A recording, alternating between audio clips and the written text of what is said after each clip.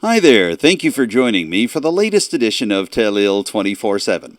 I'm your host, Adam Cook. We've got a busy show this week. I'll sit down with the newly re-elected mayor of Port Hawkesbury, Brenda Chisholm-Beaton, and I'll also have an interview with one of the 5 new councilors for Richmond County, District 5's Brent Sampson.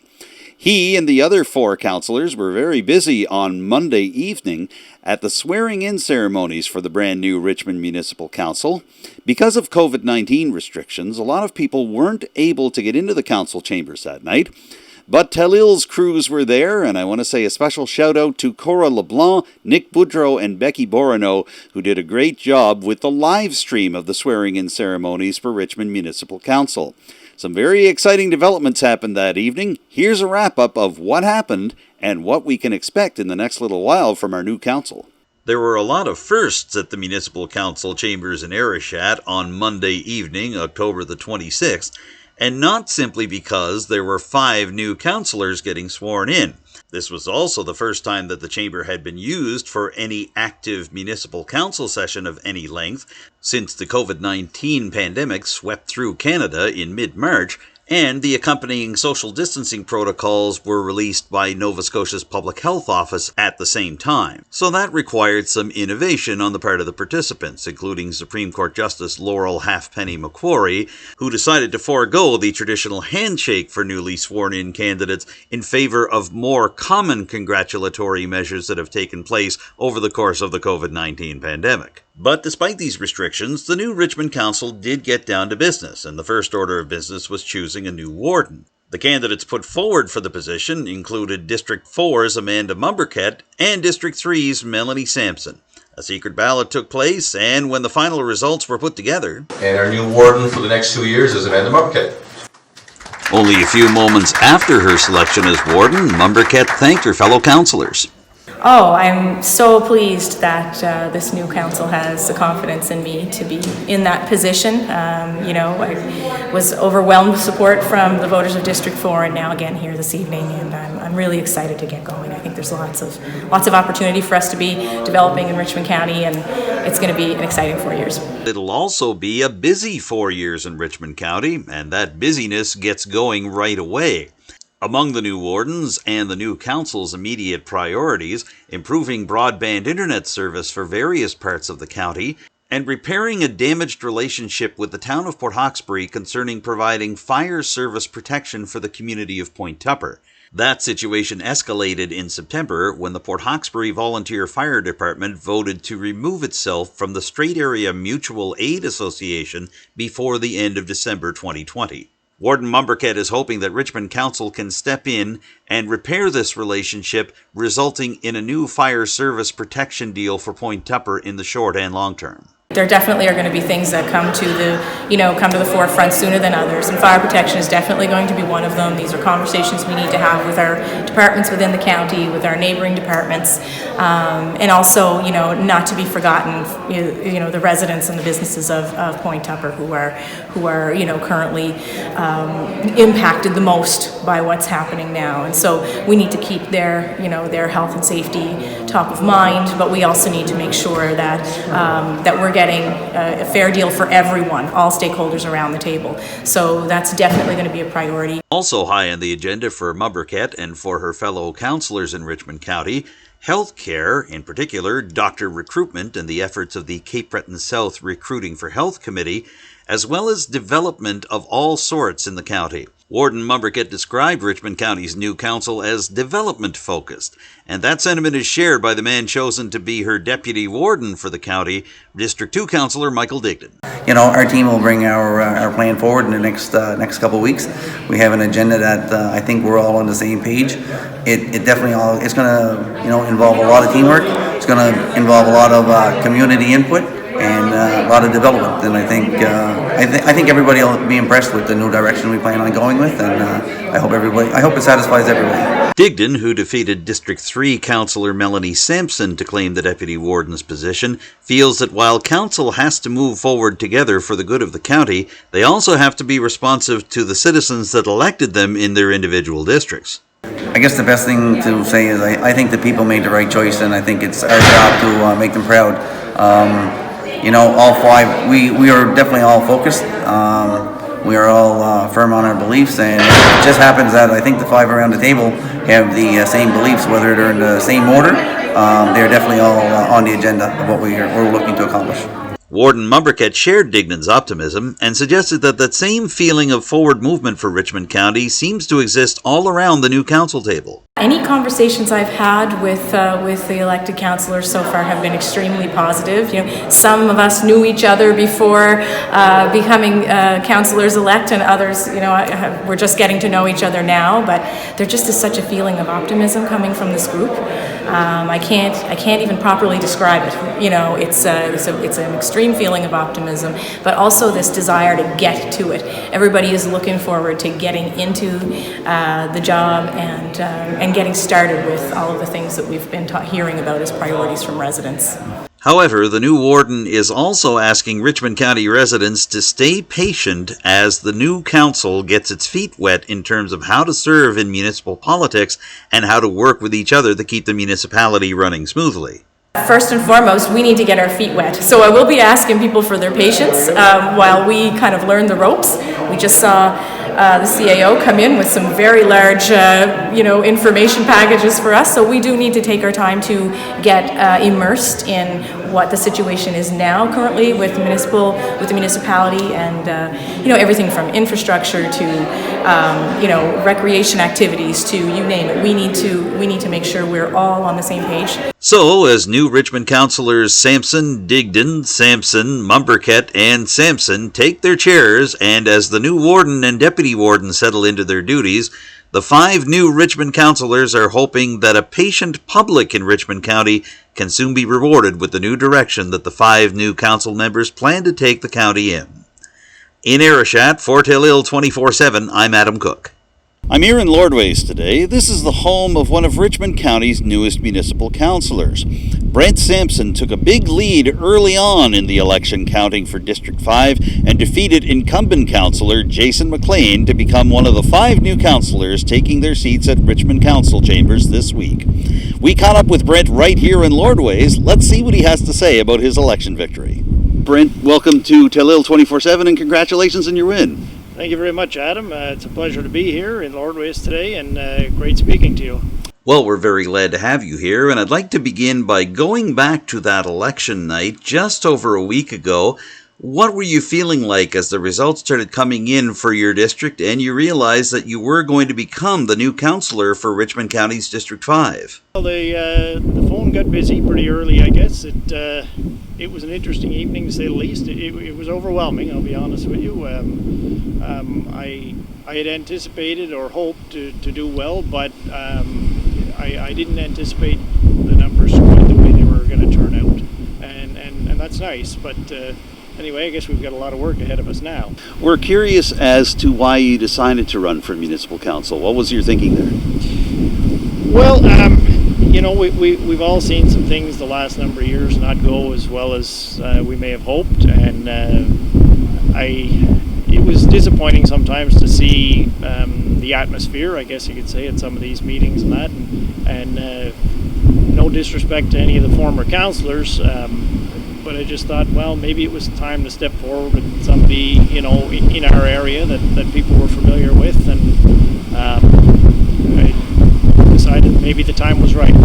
I wanted to ask you a bit about your campaign, and very specifically about the slogan that you had. You build yourself as a team player. Why did you feel that was important to play up, and why do you feel that's especially important now with a whole new slate of councillors?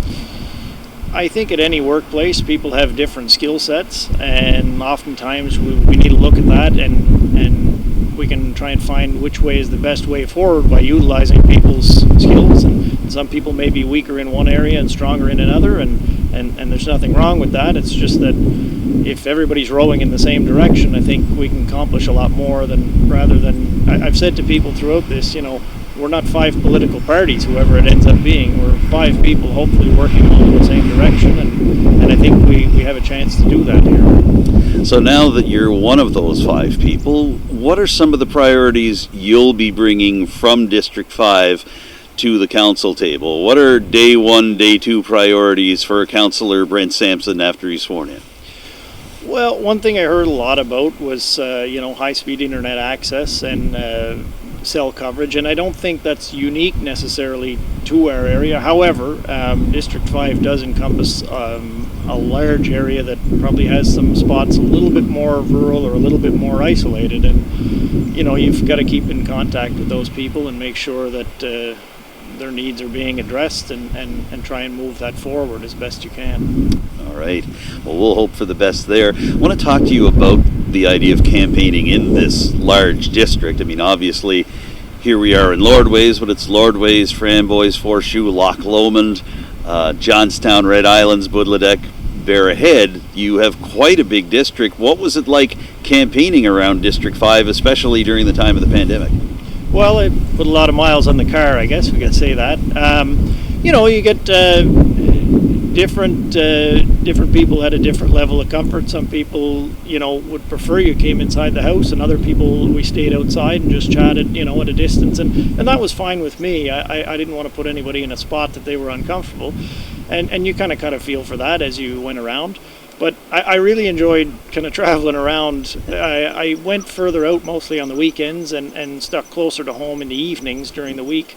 But I found even there was some people along the way that you were able to put names to faces where you'd maybe met them in the past years ago, or you'd seen them at, say, a breakfast somewhere, a community breakfast or some kind of fundraising event. And you weren't sure, you'd heard the name, but, now you could put a name to the face, right? You felt like you got to know your own community and your own part of Richmond County a little more deeply than you had before. Most definitely, and I said that to people as, we got 3/4 of the way through this or more. I said, at the end of the day, if it doesn't come out with the outcome we were looking for, I think I'm still better off having got to know more of the people from the area. Brent, we're now moving on from that history-making Saturday night in October. What's your feeling as you think about the other 4 councillors also being new to the municipal scene, and that the 5 of you get to have a fresh start and be able to move Richmond County forward? What has the conversation been like between the 4 of you so far? I think the best word to describe it is probably optimism. I spoke to the other 4 on Saturday evening, later on in the evening, and there was a real sense there that we were given a bit of a reset, a bit of a fresh start, and I think everybody's on the same page, and hopefully we can continue with this. I think we're really looking forward to working with one another and taking the different experiences that we all have to try and make a greater outcome in the end. Throughout this campaign, I've been asking municipal candidates who inspires them, who have been role models for them through their lives in terms of public service and just wanting to get involved in the community. Now that you've been elected as the District 5 Councillor, Brent, I'm just wondering who has and who continues to inspire you? Well, I think it's more a collective of a lot of people, to be honest, Adam. I know people from municipal to provincial to federal that have, whether they've ran and been successful or not in the past, but I believe it's a lot of different people. The biggest thing, it's the people in your own community that you see that organize a lot of the smaller events that go on, and without those volunteers in the community, none of this happens. So, really, they're the backbone of what goes on, and that's probably more the inspiration behind trying to, continue these efforts to make it a more vibrant place to live. And as we're wrapping things up, I just want to give you the opportunity to say a formal thank you to anybody that you feel has really helped you in terms of your campaign. Who would you like to give your thanks to now that you've been elected as the councillor for District 5? Well, I'd like to thank the voters of District 5 first and foremost for putting their faith in me, and I hope that I can show them over the next 4 years that they made the correct decision, and I hope they feel comfortable with it going forward. And I'd also like to thank Councillor McLean for his years of service to the county, and I think we're all appreciative of it, and I spoke to him on Saturday evening, and we had a good conversation, and I'm glad we were able to do that. And also, lastly but not least, the team of people I had working with me. There was a lot of people behind the scenes that were helping out with this, and there's no way it would have been possible without a lot of other helping hands throughout this, because it is a big endeavor, and I really appreciate those that gave their time and effort to help us in this successful campaign. Well, we'd like to thank you for taking the time to join us today on Telile 24/7, Brent. And in the meantime, congratulations once again on your victory in District 5. We look forward to working with you over the next 4 years. Thank you very much, Adam, and I appreciate the opportunity, and thank you for Telile for all the coverage they've given everybody throughout this. It's been great to keep up on what's going on. The 2020 municipal election was very different in the town of Port Hawkesbury.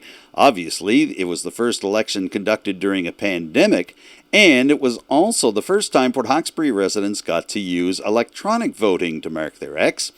And it was only the third contested mayoral race in Port Hawkesbury in the last 20 years. When the dust settled, Brenda Chisholm-Beaton was once again the mayor. She'll be there for the next 4 years. And this was a very special election for her for many reasons. So I met her at her office at Port Hawkesbury Town Hall to talk a little bit about it. Here's that interview with Mayor Chisholm-Beaton right now. From her office at the Port Hawkesbury Civic Centre, we're pleased to welcome Mayor Brenda Chisholm-Beaton back to Telile 24/7. First of all, thank you for joining us again, and congratulations on your latest election victory.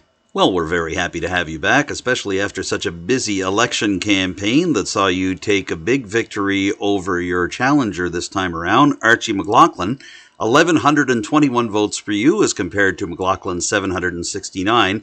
In your first election campaign for the mayor's job, you were actually acclaimed to the post back in 2016. Did you have a sense that there was a turning point in the campaign for you, or did you really not feel you had won until all the ballots had been counted on election night? I felt that the campaign that I launched from day one was very positive, and certainly going door to door, respecting COVID restrictions, really did, indicate that there was a lot of positive reinforcement at doors.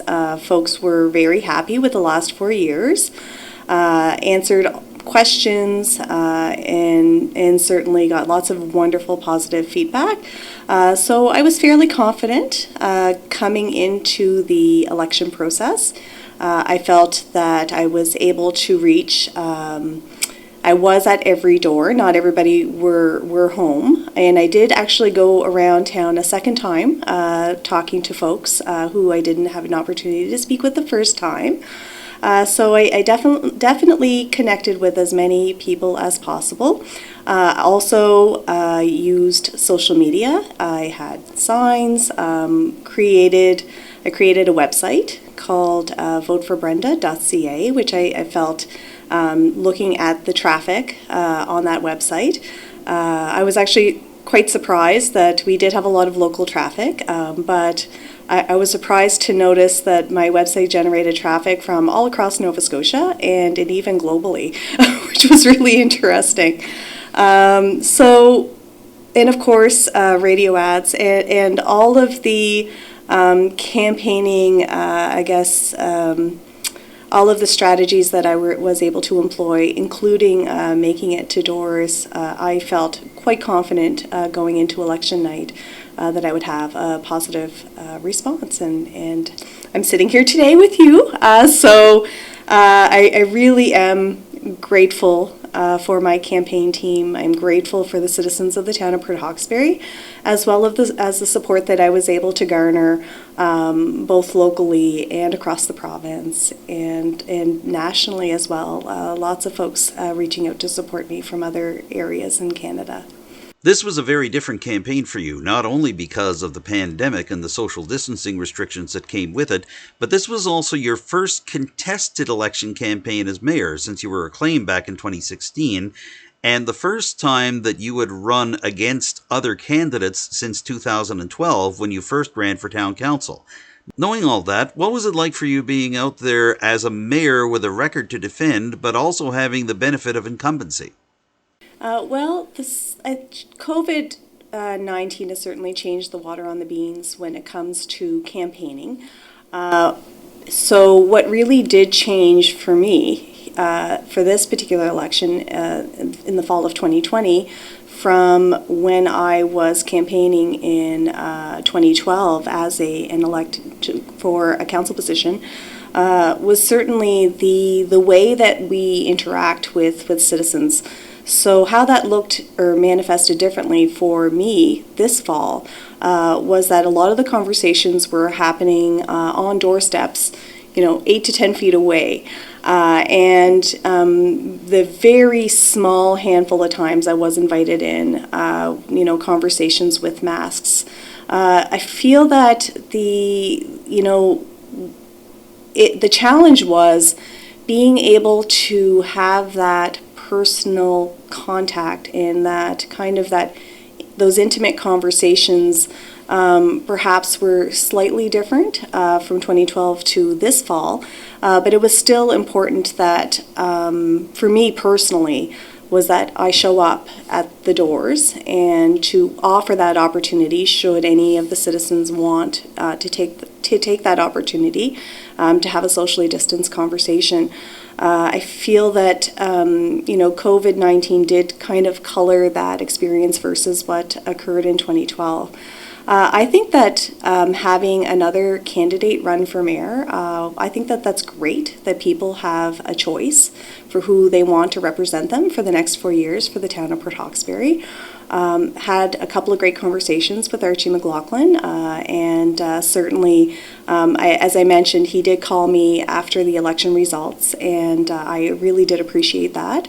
And I told Archie my door is always open if you want to come in and have any kind of conversations with regard to municipal government, the town of Port Hawkesbury specifically, and I do hope that all 9 candidates that ran in this election can, although not all of them can all sit on council, because our council, we have a council of 5 and 9 that we're vying for those positions.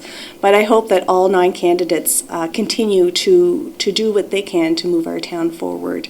And I think it's wonderful that we've had that kind of interest for municipal government, and I certainly hope that we have a successful 4-year term. It's curious for me to look at the makeup of Port Hawkesbury Town Council right now. There was one new face elected this fall, Jason Aucoin, but you also have Blaine McQuarrie, who was elected just over 2 years ago in a special election for council. And as well, you have councillors Hughie McDougall and Mark McIver, who were each first elected to Port Hawkesbury Council in 1994. Knowing all that, what do you feel about the divergent council experience and life experience of the various people you'll be working with on this council going forward, and how that might be able to shape the future of the town? Well, I think the next 4 years of Port Hawkesbury Town Council is going to be exciting in terms of projects and initiatives going forward. I know that the 3 incumbents that were re-elected have a keen interest in continuing on with the priorities that the town has set before that are with regard to housing, with medical health care recruitment, with waterfront development. So I foresee those files going forward again with lots of momentum from our incumbent councillors, who really is going to be business as per usual. Jason Aucoin, who's our newest elected councillor for the town of Port Hawkesbury, he will be have that opportunity to learn the ropes and to kind of receive a bit of an orientation session with our senior staff. And we hope that once we're sworn in, that we will have a strategic planning session as well as a committee assignment session.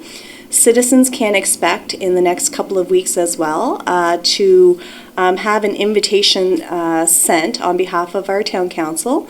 If there's any citizens interested in sitting on any of our local committees, waterfront development is one example, and certainly any interest, emergency management is another. Any interest that our citizens have in sitting on any of those committees, they can certainly apply. And I think it's important that yes, there is an election every 4 years, and yes, that our citizens do elect 5 people to represent their interests at the council table, but we also want to make sure that in those 4 years that we're providing ample opportunity for community engagement, direct community engagement with regard to the future direction of our town. So it's exciting. I would like to see our community as well engaged in our strategic planning sessions, so I will have conversations with our council with regard to how we might be able to implement that as well. You mentioned waterfront development, and I know that there has been some citizen engagement on this and some open house discussions that have taken place over the summer.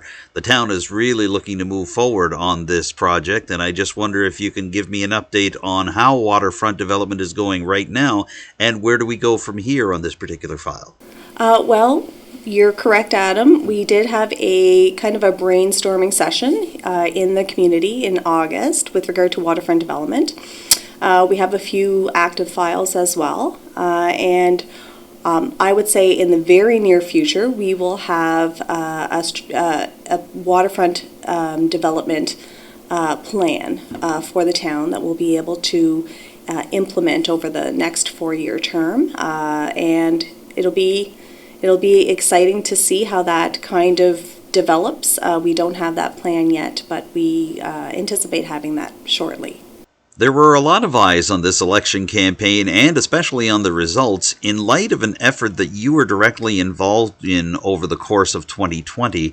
You were the co-chair of Government Focus, which hosted a leadership school for women in August. It was meant to happen in March, but a hybrid version of the event took place in August and attracted over 100 potential female candidates for this election and also for elections to come.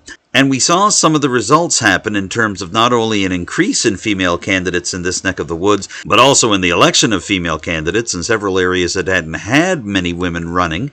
Can you give us a sense of what that meant to you to watch these results come in?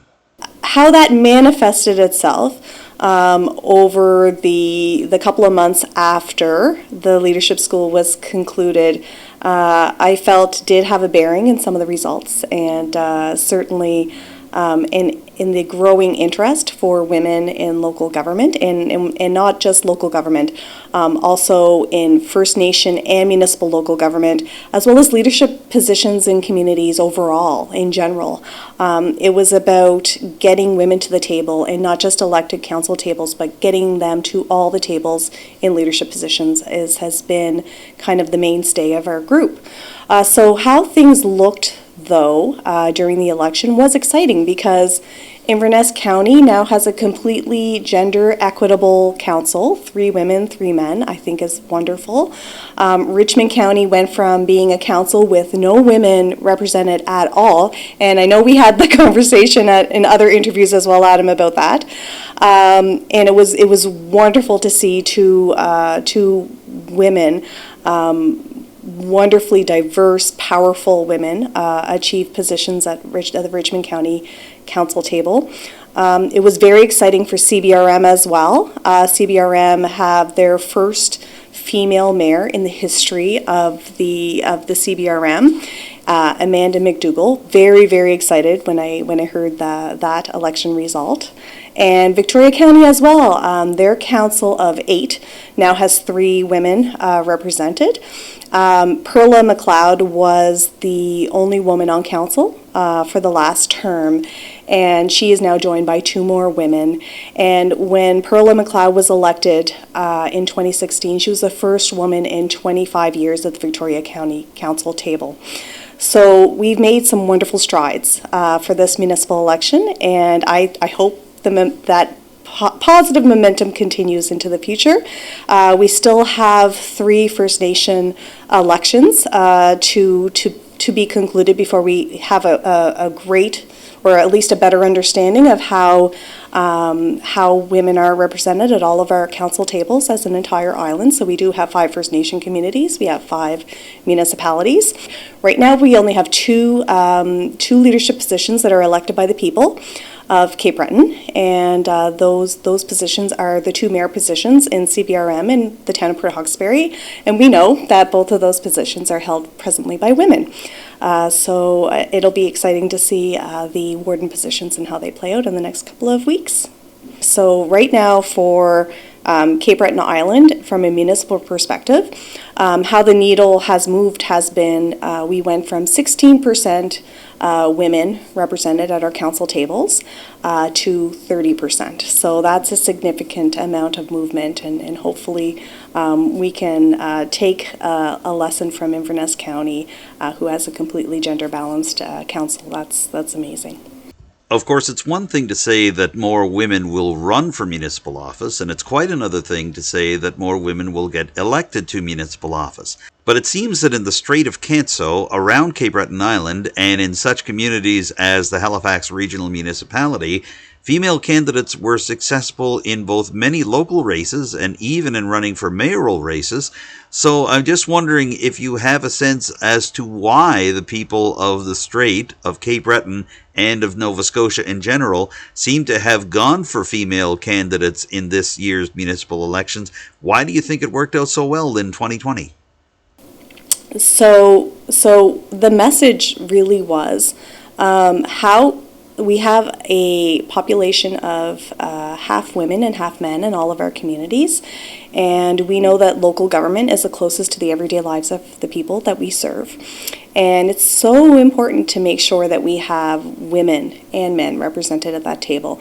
And beyond the scope of gender, it's about having the right people at the table and making sure that all of our community and all of our population is truly represented.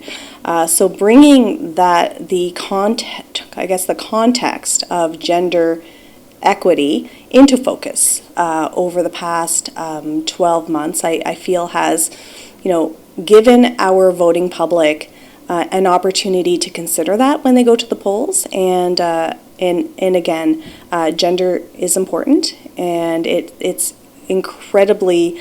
I'm incredibly inspired by seeing the needle moved on the island of Cape Breton, and to see that we are kind of making strides with gender equity here. I think I'm very proud of that fact.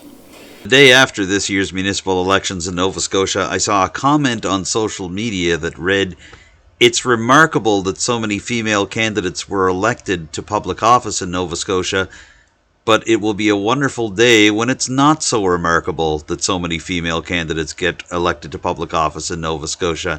Are you looking forward to that day when this type of activity and this type of support for female candidates is routine as opposed to the exception to the rule? That's right. Yes. So I often think about that from a little bit of a different perspective, and not just from having gender parity at our elected tables. I also think about it in terms of our efforts putting on the Leadership School for Women. So wouldn't it be wonderful to get to a point where we can put on a leadership school for everybody and not have to worry about getting those diverse voices at the table, to encourage them to put their name forward and encourage them to run in elections and earn and win council seats. So absolutely, wouldn't it be wonderful when we are at a day where we don't have to worry about gender parity, where we don't have to worry about gender equity, where we don't have to take extra steps to provide the tools that we need to women and girls who may not otherwise consider an elected position for themselves, or may feel like they need extra help to be able to get from point A to point B. So wouldn't it be wonderful if we didn't have to worry about those things, and that it was the gender parity was just completely commonplace and a normal thing. Mayor Chisholm-Beaton, amidst all the bright lights and good news for female candidates, and for a lot of the successful female candidates as well, there were some very dark and negative moments in this municipal campaign surrounding female candidacies, including your own. Very early on in the fall, you put a Facebook post up about what you described as the darker side of being a female municipal leader. At the same time, the woman who wound up winning the mayoralty in the Cape Breton Regional Municipality, Amanda McDougall, was facing attacks on Facebook from those suggesting that she shouldn't be running for mayor because she was pregnant. She's due to have a child in the coming month. So I put my question to you. Did it bring you and some of your fellow female candidates and those who supported you so much during this campaign some vindication on election night, when not only were the numbers very good for so many female candidates around Cape Breton and the Strait area, but in many cases they resulted in winning campaigns to some of the top jobs municipally in Cape Breton Island and around Nova Scotia? So the decision that I made to speak out against the negative rhetoric, the misogynistic treatment that I experienced firsthand, and that I know that other elected women and women trying to be elected have faced. It's important that we have these conversations, because if we don't have these conversations, or if we don't talk about the negative things that can happen, then we won't have change. So it's important that our citizens are aware that unfortunate things like this are occurring. It's important that other women who want to pursue an elected position, it's important that they are not blindsided by this kind of behavior. And it's also important that we as citizens and that we as elected officials do what we can to allow for people to recognize it when it's occurring, and to choose not to either be swayed by it, or to understand that, okay, that type of behavior is wrong, and I will either A, decide not to let it sway me, or B, I'm going to stand up and speak out against it as well. So the more people that say no to this type of poor behavior, then the less likeliness that it will continue to occur in the future. So we do have to continue to have the difficult conversations, and it does make folks uncomfortable. It makes me uncomfortable speaking about it as a person who has experienced those kinds of things. I don't feel, when I took the opportunity to speak about it, I wasn't doing so from the perspective of a victim. I was doing so from the perspective of somebody who wants to see this type of poor behavior changed. And I really do feel that as we continue to have these difficult conversations, it's going to continue to enlighten citizens and embolden citizens to not accept it and to reject that kind of poor behavior. I was watching Amanda McDougall's campaign quite closely. I was appalled at the treatment, the misogynistic comments, certainly when you look at her campaign and people questioning her ability to be a mother and still do the role as mayor, is just not something that a male candidate experiences. So you really do have to step outside your comfort zone to try to understand how gender does color the political realm, and question our own maybe thought processes as well on, why there's a different set of expectations for women or for men who are seeking out a political office. At the end of the day, I think that the end result of these difficult conversations will be a much smoother path for women that will come after us, so that they will feel more comfortable having the ability to stand up for themselves and say, you know what, that behavior is unacceptable, and I do not have to be party to this type of poor behavior. And women will feel more comfortable calling out that negative behavior when it does occur. It took me some time. Like what I went through for the past 8 years as an elected representative of the town of Port Hawkesbury, like all of those experiences do kind of culminate and have an impact. But at the end of the day, it's what do we do? How our response to that kind of behavior, can we use that experience to flip the script for other women? And that's what I was hoping to do. I wanted to have those conversations so I can flip the script for other women, to say it's okay to stand up, and it's okay to say, you know what, this behavior is unacceptable.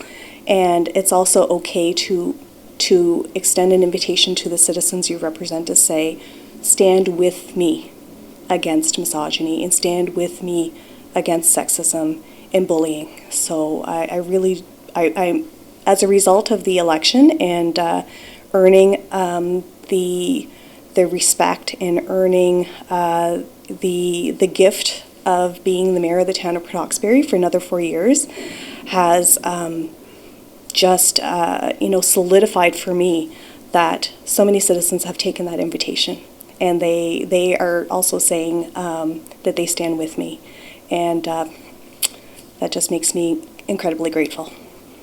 In terms of such activity as the Black Lives Matter movement, in terms of Pride, which had its first major parade in Port Hawkesbury this year, and in terms of the situations involving the Mi'kmaq, not just in terms of the fishery but overall, that it's no longer acceptable to simply quietly oppose negativity against any of these folks, that we must stand as allies together. You get the sense that that might be the case as well in terms of women running for and serving in municipal politics.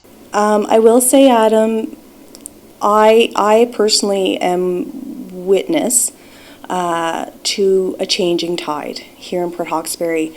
I feel like more people are feeling their own personal power to be able to stand up and say, you know what? I want to be part of a community that's inclusive. I want to be part of a community that welcomes everyone to Port Hawkesbury. I want to be part of a community that, you know, is willing to have those very difficult, uncomfortable conversations about racism, about sexism, you know, about misogyny, about, you know, all of the isms that really only serve to hold our community back. And, you know, we really do have the ability, and the power really is with each and every individual that is willing to accept that invitation and stand up together to say, let's all do our own part to make Port Hawkesbury the most inclusive community that there is in Cape Breton, in Unama'ki, in you know, in Nova Scotia. And it has to start from within. So it starts with each individual person.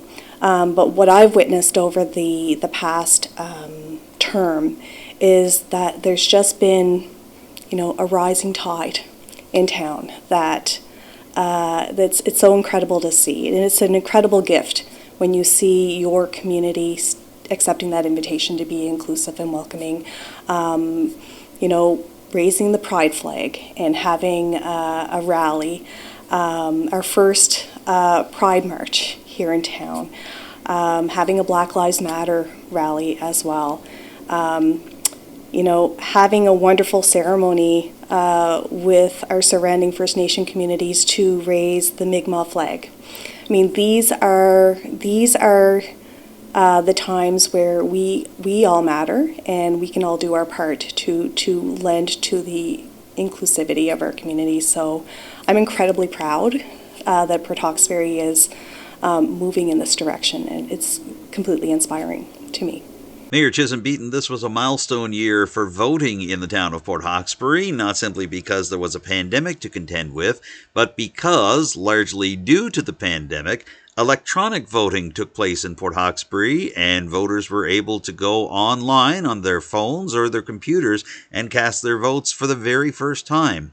I had understood that there was close to 44% of Port Hawkesbury voters that had used this means of voting by the time the advance polls closed. Can you tell us how you feel that impacted the overall voter turnout here in Port Hawkesbury?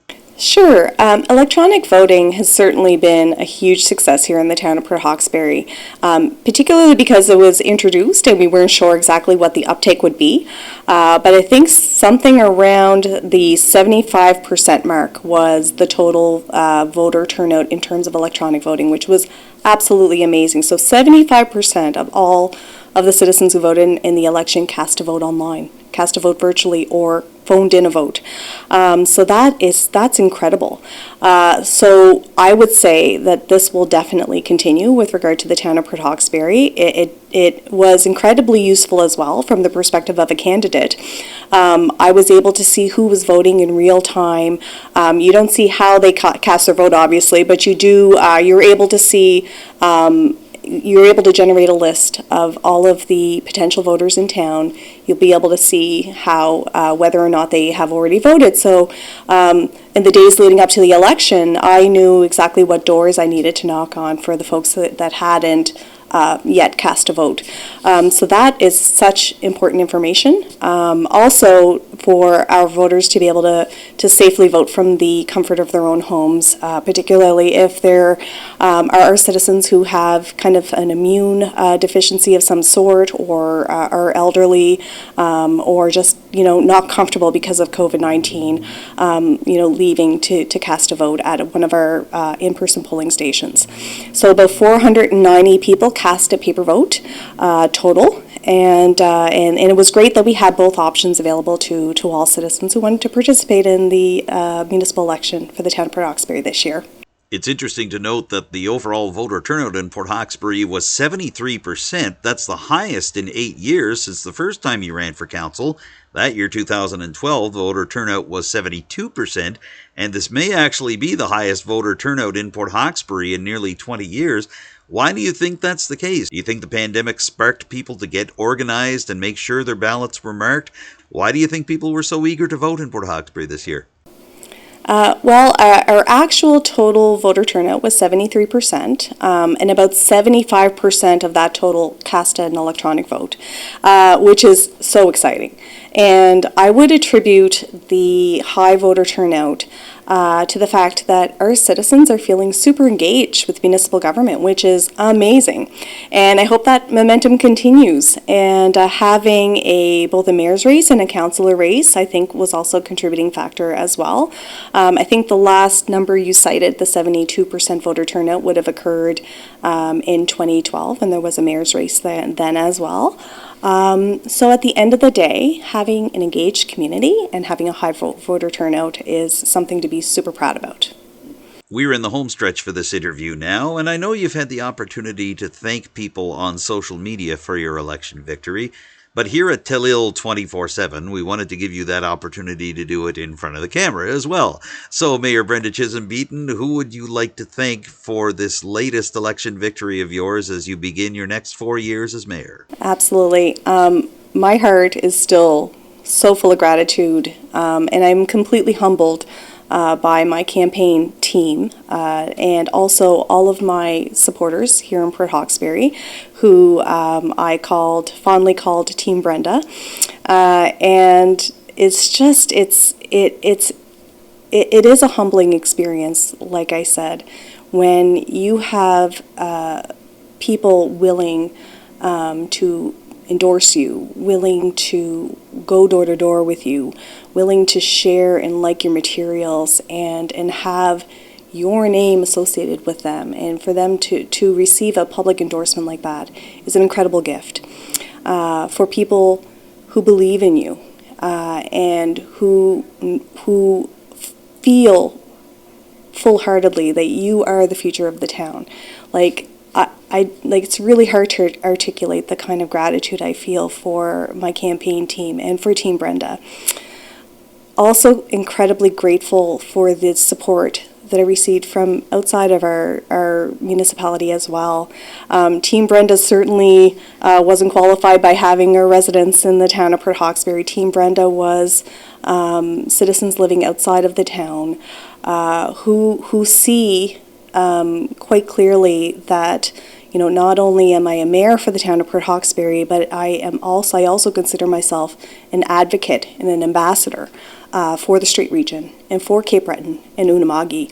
So having folks from living in our region, from our surrounding communities, willing to promote and endorse me as well was an absolute incredible gift. And it just, again, hard to articulate, but my heart was so full as a result of this election.